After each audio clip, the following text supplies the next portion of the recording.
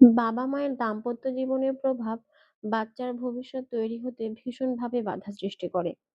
একজন বাবা-মা একে অপরের প্রতি ব্যবহার, একে অপরের প্রতি শ্রদ্ধা, তাদের মধ্যে বোঝাপড়া, তাদের মধ্যে ভালোবাসা, এই সমস্ত কিছুই কিন্তু একটা বাচ্চার ভবিষ্যৎ তৈরি হতে সাহায্য করে।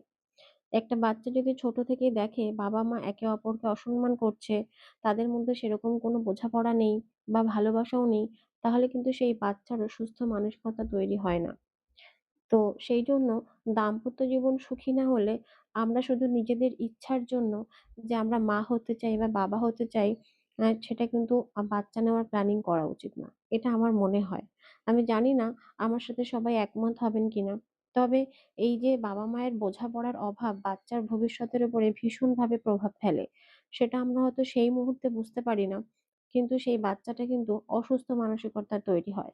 তার মধ্যে ভীষণ খিটখিটে, সে ভীষণ জেদি এগুলো হয়ে পড়ে। তো যাই হোক দাম্পত্য জীবন সুখী না হলে একটা বাচ্চার ভবিষ্যৎ নিয়ে কিন্তু একটুও ভেবে